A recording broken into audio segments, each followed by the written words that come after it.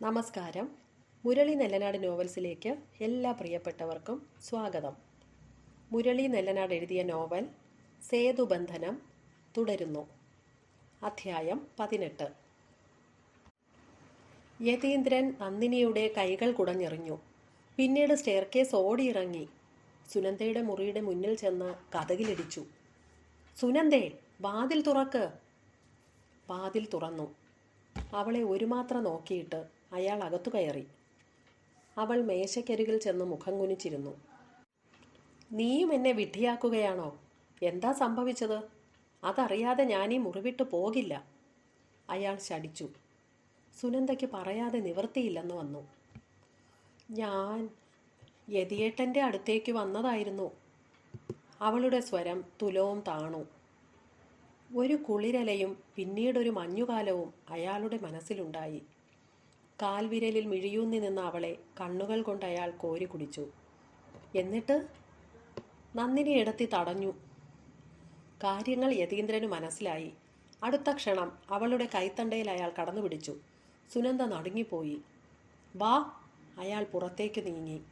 അവൾ പിന്നോക്കം വലിച്ചു. "ഇല്ല, ഞാനില്ല." "നീ വന്നേ തീരൂ. ഇനി നിന്റെ മുറി ഇതല്ല, മുകളിലാണ്. യതീന്ദ്രൻ്റെ ജീവിതത്തിലേക്കാണ് നിന്നെ ക്ഷണിക്കുന്നത്." അവളുടെ എതിർപ്പ് അയാൾ തീർത്തും അവഗണിച്ചു. മുറിവേറ്റ സിംഹത്തെ പോലെയായിരുന്നു അയാളുടെ നീക്കം. അവളെ പിടിച്ചു വലിച്ച് മുകളിലേക്ക് കൊണ്ടുചെന്നു. ആ കാഴ്ച കണ്ട് നന്ദിനി ഹൃദയം തകർന്നു നിന്നു. യതീന്ദ്രൻ സുനന്ദയെ മുന്നോട്ട് നീക്കി നിർത്തി. "എൻ്റെ മുറിയിൽ വന്ന ഇവളെ നീ തടയുമല്ലേടി? ഇവള് ചെയ്തത് തെറ്റല്ലേ യതിയേട്ടാ? അങ്ങനെ ചെയ്യാൻ പാടുണ്ടോ?" ചുട്ടുപൊള്ളുന്ന ഒരു ഗദ്ഗതം നന്ദിനിയിൽ നിന്ന് പുറത്തേക്ക് തള്ളി. സുനന്ദ നിർവികാരതയോടെ നിന്നു. യതീന്ദ്രൻ ഒരു ചുവട് മുന്നോട്ട് വെച്ചു. സുനന്ദയ്ക്കൊപ്പം അയാളെത്തി. "പാടില്ലാത്തതല്ലേടി ഇന്നോളം ഉണ്ടായതൊക്കെ? ഞാൻ കണ്ടുമോഹിച്ചത് ഇവളെയായിരുന്നു. എന്നിട്ട് സംഭവിച്ചതോ? ഇത്രയും നാൾ മറ്റുള്ളവരെ ബോധ്യപ്പെടുത്താനായി നിനക്ക് ഞാനിവിടെ ഒരു മുറി തന്നു. ഇനി അതിൻ്റെ കാര്യമില്ല.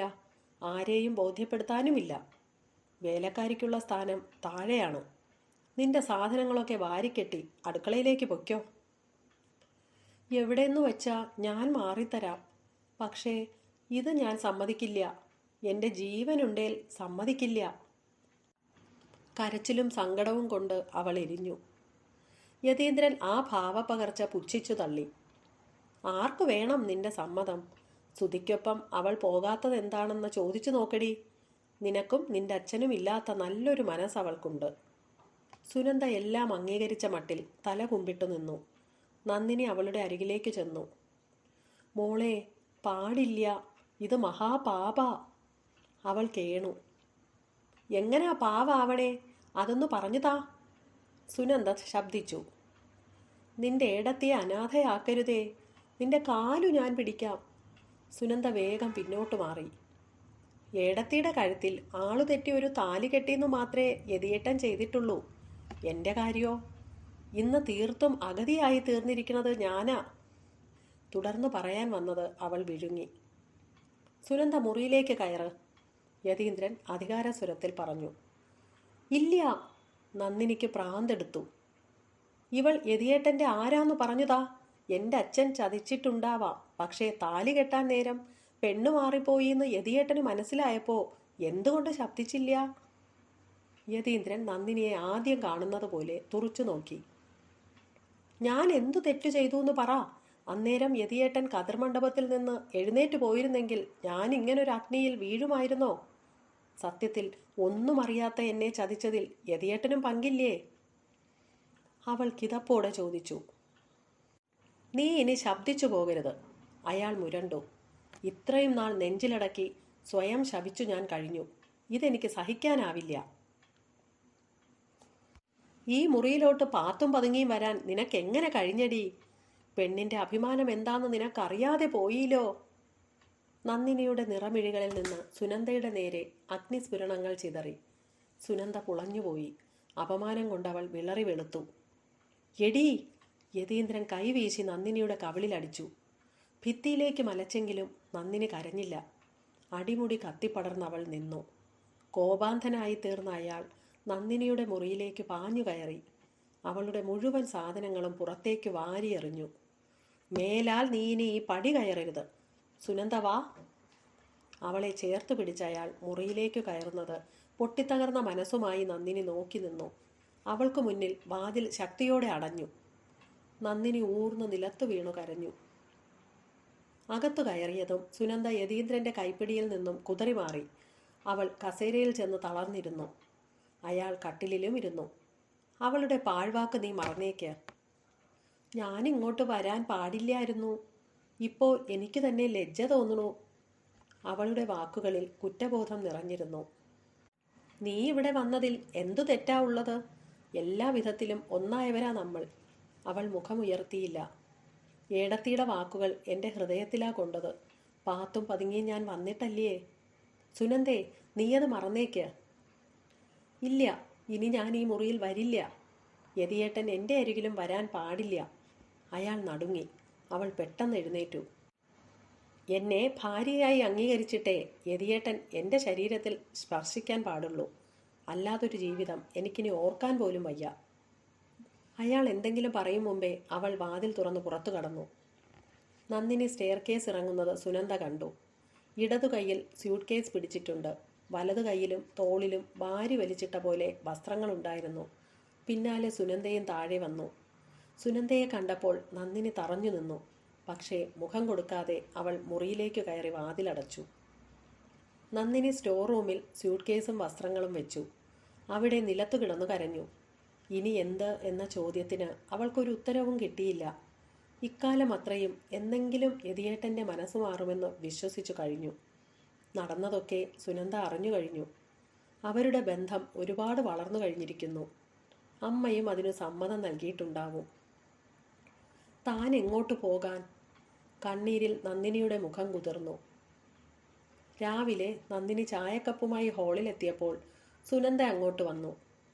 ഇനി മുതൽ ചായ മുകളിൽ കൊണ്ടുപോയി കൊടുക്കണ്ട. ഫ്ലാസ്കിൽ ഒഴിച്ച് ഡൈനിങ് ടേബിളിൽ വെച്ചാൽ മതി. യതിയേട്ടൻ വന്ന് കഴിച്ചോളും. അധികാരത്തോടെ സുനന്ദ പറഞ്ഞു. അലിച്ചു വന്ന സങ്കടം നന്ദിനി അടക്കി നിർത്തി.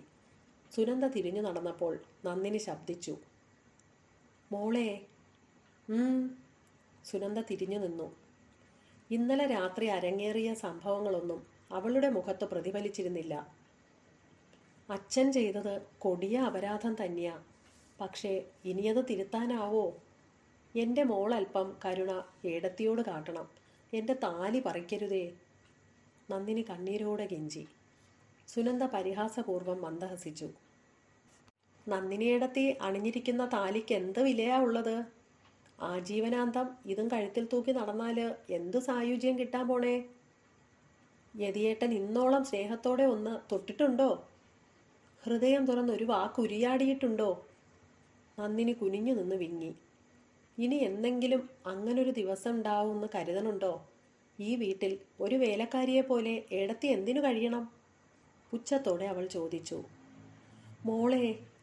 ചിലമ്പിയ ഒച്ചയിൽ നന്ദിനി വിളിച്ചു. ഞാനായി ഒന്നും പറയണില്ല. പക്ഷേ ഒരു കാര്യം ഓർമ്മിപ്പിക്കാം.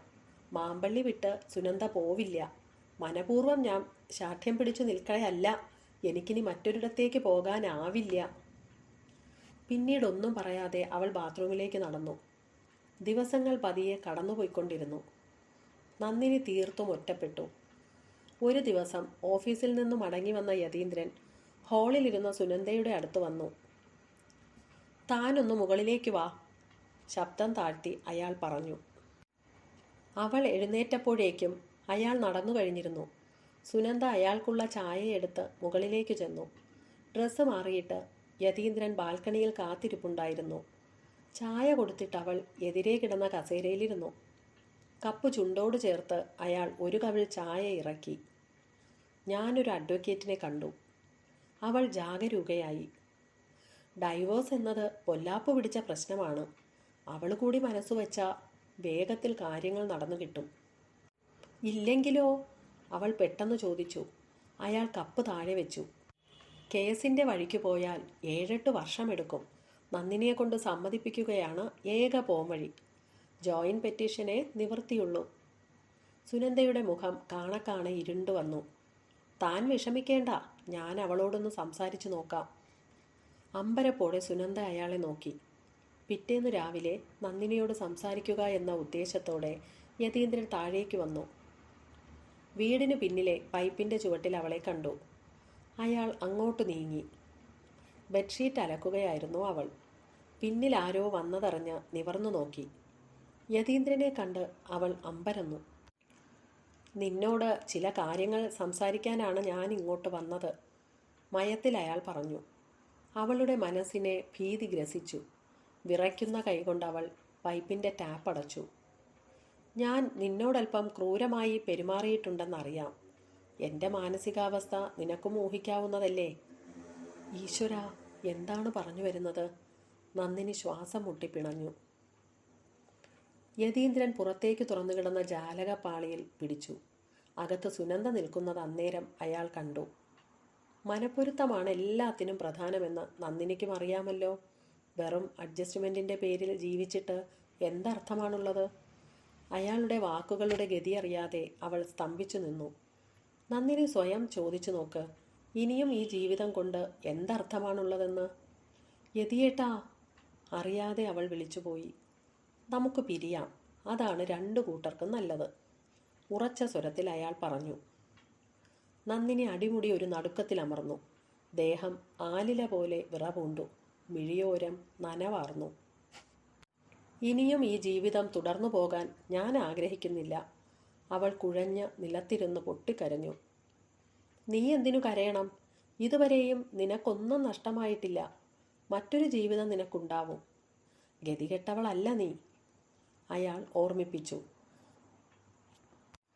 അവൾ അശ്രുകലുഷിതമായ മുഖം വെട്ടിച്ചലിപ്പിച്ചു. ഇല്ല, എനിക്കു കഴിയില്ല, ഭ്രാന്തിയെ പോലെ അവൾ പിറുപിറുത്തു. കോപം നുരഞ്ഞുകുത്തിയെങ്കിലും യതീന്ദ്രൻ കടിച്ചമർത്തി നിന്നു. നിനക്കതിനു സമ്മതിക്കേണ്ടി വരും നന്ദിനി. ജോയിന്റ് പെറ്റീഷനിൽ നീ ഒപ്പിടും, ദൃഢമായി അയാൾ പറഞ്ഞു. നന്ദിനി അമ്പേ തളർന്നുപോയി. നന്ദിനിയുടെ കാതുകളിൽ വീണ അഗ്നിവർഷമായിരുന്നു ആ വാക്കുകൾ. താൻ ഒഴിഞ്ഞു കൊടുക്കണമെന്ന്, പൊട്ടിക്കരഞ്ഞു പോകുമെന്ന് ഭയന്ന് അവൾ പിന്നാമ്പുറത്തേക്ക് ഓടിപ്പോയി.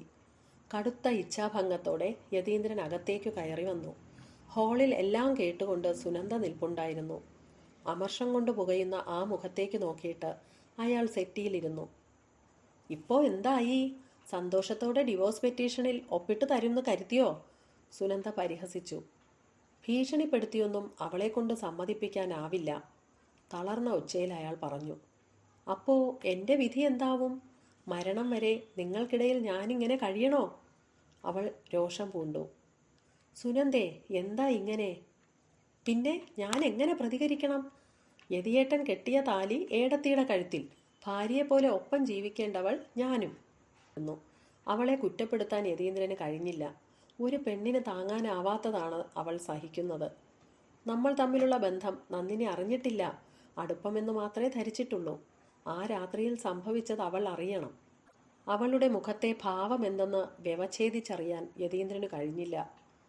എനിക്കതിനു കഴിയില്ല, ആരും അതറിയരുതെന്ന് മനമുരുകി പ്രാർത്ഥിക്കുക ഞാൻ. സുനന്ദ മുറിയിലേക്ക് പോയി. യതീന്ദ്രന് ശ്വാസം മുട്ടുന്നത് പോലെ അനുഭവപ്പെട്ടു. രണ്ടു സ്ത്രീകൾക്കിടയിൽ എരിഞ്ഞടങ്ങേണ്ട ജീവിതമായി തീർന്നല്ലോ തൻ്റേത്. നന്ദിനിയെ പുറത്താക്കി ഡൈവോഴ്സിന് കേസ് കൊടുത്താൽ ജയിക്കാനായെന്നു വരാം. പക്ഷേ അപ്പോൾ സുനന്ദയെ ഒപ്പം താമസിപ്പിക്കാനാവുമോ? വെപ്പാട്ടി എന്ന പേര് സ്വീകരിച്ചുകൊണ്ട് അവൾ തൻ്റെ ഒപ്പം കഴിയില്ലെന്നുറപ്പാണ്. ചുട്ടുപഴുത്ത ചിന്തകളിൽ നിന്ന് അയാളെ ഉണർത്തിക്കൊണ്ട് ടെലിഫോൺ ശബ്ദിച്ചു. അയാൾ റിസീവർ എടുത്തു. യാമിനിയുടെ സ്വരം കാതിൽ വന്നു. അമ്മയെ ഇന്ന് ഹോസ്പിറ്റലിൽ കൊണ്ടുപോകണം, നീ മറന്നോ? അപ്പോഴാണ് അയാൾ അതോർത്തത്. അമ്മയുടെ കയ്യിലെ പ്ലാസ്റ്റർ അഴിക്കണം. ഞാൻ അങ്ങോട്ട് വരാൻ തുടങ്ങായിരുന്നു. അയാൾ ഫോൺ വച്ചു. യതീന്ദ്രൻ വേഷം മാറി തറവാട്ടിലേക്ക് പോയി. സുഭദ്രാമ്മ ഉടുത്തൊരുങ്ങി പൂമുഖത്തിരിപ്പുണ്ടായിരുന്നു. അയാൾ പൂമുഖത്തേക്ക് കയറി ചെന്നു. ഇന്നെങ്കിലും ഇതിന്നു മോചനം കിട്ടുമോ ആവോ? കയ്യിലേക്ക് നോക്കി അവർ പരിതപിച്ചു. അയാൾ സുഭദ്രാമ്മയുടെ അരികിലിരുന്നു. സുനന്ദ വെറുതെ ഇരിക്കല്ലേ, അവളെ കൂടി വിളിക്കായിരുന്നില്ലേ? അവർ ചോദിച്ചു. യതീന്ദ്രന് ചായയുമായി വന്ന യാമിനി അത് കേട്ടു. അമ്മ എന്തു വിവരക്കേടാ പറയണേ? ഒപ്പം കൊണ്ടു നടക്കാൻ അവളിവൻ്റെ ആരാ? നീ ഒന്നും മിണ്ടാതിരി. സുഭദ്രാമ്മ നീരസപ്പെട്ടു. യതീന്ദ്രൻ ഒന്നും പറയാതെ ചായ വാങ്ങി കുടിച്ചു. 10 മിനിറ്റിനുള്ളിൽ അവർ ഹോസ്പിറ്റലിലേക്ക് പുറപ്പെട്ടു. സുഭദ്രാമ്മയുടെ കയ്യിലെ പ്ലാസ്റ്റർ നീക്കം ചെയ്തു. ഒരാഴ്ച കഴിഞ്ഞ് വരാൻ ഡോക്ടർ നിർദ്ദേശിക്കുകയും ചെയ്തു. മടങ്ങുമ്പോൾ സുഭദ്രാമ്മ പറഞ്ഞു, ഞാൻ യതിക്കൊപ്പം പോവാ. യാമിനി എതിർപ്പ് പറയാനൊന്നും തുനിഞ്ഞില്ല. യാമിനിയെ തറവാട്ടിൽ വിട്ടിട്ട് യതീന്ദ്രൻ അമ്മയെയും കൊണ്ട് മാമ്പള്ളിയിലേക്ക് പോന്നു. കാറിൽ നിന്നിറങ്ങുമ്പോൾ സുനന്ദ ഓടിയെത്തി. സുഭദ്രാമ്മയ്ക്ക് എന്തെന്നില്ലാത്ത സന്തോഷം തോന്നി. അമ്മയ്ക്ക് എങ്ങനെയുണ്ട്? സാരമില്ല മോളെ, ചെറിയൊരു വേദനയുണ്ട്. അവൾ സുഭദ്രാമ്മയെ അകത്തേക്ക് ആനയിച്ചു. നിന്റെ ഏടത്തി എവിടെ? ആ, സുനന്ദ അവഗണനയോടെ കൈമലർത്തി. അടുക്കളയിലോ മറ്റോ കാണും. അവർ സുഭദ്രാമ്മയുടെ മുറിയിലേക്ക് പോയി. സുനന്ദ അലമാരിയിൽ നിന്ന് ബെഡ്ഷീറ്റ് കുടഞ്ഞു വിരിച്ചു. അപ്പോൾ തണുത്ത വെള്ളവുമായി നന്ദിനി വാതിൽക്കൽ പ്രത്യക്ഷപ്പെട്ടു. സുഭദ്രാമ്മ രൂക്ഷമായി നോക്കി. അതിങ്ങടെ എടുക്ക്. സുനന്ദ മുന്നോട്ട് ചെന്ന ഗ്ലാസ് വാങ്ങി. നന്ദിനി പതിയെ പിന്തിരിഞ്ഞു. സുനന്ദ വെള്ളം സുഭദ്രാമ്മയ്ക്ക് കൊടുത്തിട്ട് അടുത്തിരുന്നു. അവളും അവനും തമ്മിൽ ഇപ്പോഴെങ്ങനാ? വേവോടെ അവർ ചോദിച്ചു. നന്ദിനിയിടത്തിയുടെ കിടപ്പിപ്പോൾ താഴെയാ, അടുക്കളയിൽ. ഈശ്വരാ! സുഭദ്രാമ്മ ആശ്ചര്യത്തോടെ വിളിച്ചു. സുനന്ദയെ വാത്സല്യത്തോടെ നോക്കിയിട്ട് അവർ തുടർന്നു. അവൻ്റെ മനസ്സുമാറ്റത്തിനുള്ള കാരണം എന്താന്ന് മോൾക്കറിയോ? അബദ്ധം പറ്റിപ്പോയ നൊമ്പരം ഉള്ളിൽ. സുനന്ദ മുഖം താഴ്ത്തി. സുഭദ്രാമ്മ അരുമയോടെ അവളുടെ കരതലം തലോടി. അമ്മ പറയണത് അവിവേകമായി മോൾക്ക് തോന്നരുത്. അവന് നീയെന്നു വെച്ച ജീവനാ. സുഭദ്രാമ്മയുടെ സ്വരം ഉത്കണ്ഠ കൊണ്ട് വിറച്ചു. പക്ഷേ ഭയന്നതൊന്നും അവളുടെ മുഖത്ത് പ്രകടമായില്ല.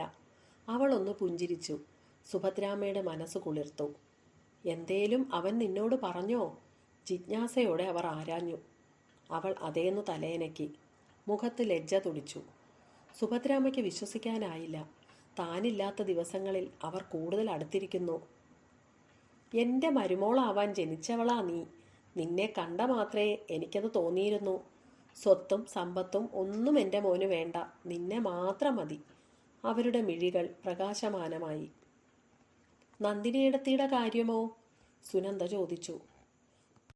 സുഭദ്രാമ്മ പൊടുന്നനെ മൗനത്തിലമർന്നു. ആ മുഖത്തെ മാംസപേശികൾ വലിഞ്ഞു മുറുകുന്നത് അവൾ കണ്ടു. ഒരിക്കൽ കൂടി ഞാനത് അവളോട് പറയും. അനുസരിച്ചില്ലെങ്കിൽ. പിന്നീട് വന്ന വാക്കുകൾ അവരുടെ കടപ്പല്ലുകൾക്കിടയിൽ ഞെരിഞ്ഞമർന്നു. മരിച്ചാലും പോവില്ലെന്ന് അവൾ പറഞ്ഞു കഴിഞ്ഞു. തൻ്റെ മകൻ്റെ നല്ല ജീവിതത്തിനു വേണ്ടി അത് ചെയ്യാനും താൻ ഒരുക്കമാണ്. സുഭദ്രാമ്മ ഉറച്ച തീരുമാനത്തോടെ ഒന്ന് നിശ്വസിച്ചു. ശരീരത്തിന് വല്ലാത്ത തളർച്ച തോന്നിയപ്പോൾ സുനന്ദ അവിടെ നിന്ന് എഴുന്നേറ്റു. മുറിയിൽ വന്ന് അവൾ കണ്ണടച്ചു കിടന്നു. ഉച്ചവരെ അതേ കിടപ്പ് തുടർന്നു. 1 മണിയായപ്പോൾ സുഭദ്രാമ്മ അങ്ങോട്ട് വന്നു. ഊണ് കഴിക്കണ്ടേ? യതിയും മുറിയിലുണ്ട്. സുഭദ്രാമ്മ ഓർമ്മിപ്പിച്ചു. അവൾ എഴുന്നേറ്റിരുന്നു. നല്ല വിശപ്പ് തോന്നിയില്ല. വിളമ്പിക്കൊടുക്കാനാണ് അമ്മ നിൽക്കുന്നതെന്ന് മനസ്സിലായപ്പോൾ അവൾ ഒപ്പം ഡൈനിങ് റൂമിലേക്ക് കയറി വന്നു. നന്ദിനി എല്ലാം പകർന്ന് മേശപ്പുറത്ത് വച്ചിരുന്നു. യതീന്ദ്രൻ ഡൈനിങ് മുറിയിലേക്ക് വന്നു. സുനന്ദ 2 പ്ലേറ്റിൽ ചോറ് വിളമ്പി. മോള് കഴിക്കണില്ലേ? കൈ കഴുകി വന്ന സുഭദ്രാമ്മ ചോദിച്ചു. എനിക്ക് വിശപ്പ് തോന്നണില്ല. കറിയുടെ മൂടി മാറ്റിയതും അവളുടെ ഉള്ളിൽ നിന്നൊരു ഓക്കാനം അലച്ചു വന്നു. ബന്ധപ്പെട്ട് സുനന്ദ അത് അടക്കി.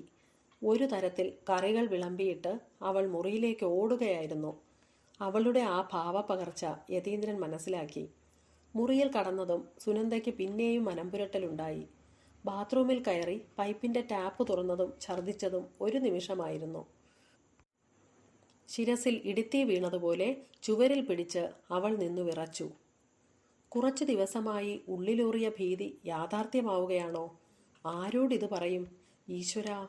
ടാപ്പ് അടച്ചിട്ട് സുനന്ദ കട്ടിലിൽ വന്നിരുന്നു. വിറ അപ്പോഴും വിട്ടുമാറിയിരുന്നില്ല. തൻ്റെ സംശയം പങ്കുവയ്ക്കാൻ ഈ വീട്ടിൽ ഒരാൾ മാത്രമേയുള്ളൂ, യതിയേട്ടൻ. അടുത്ത ലക്കത്തിൽ കഥ തുടർന്ന് കേൾക്കാം. ദയവായി എല്ലാ പ്രിയപ്പെട്ടവരും ഈ ചാനൽ ലൈക്കും ഷെയറും സബ്സ്ക്രൈബും ചെയ്യണമെന്ന് അപേക്ഷിക്കുന്നു. മുരളി നെല്ലനാട് നോവൽസിന് വേണ്ടി പ്രവീണ.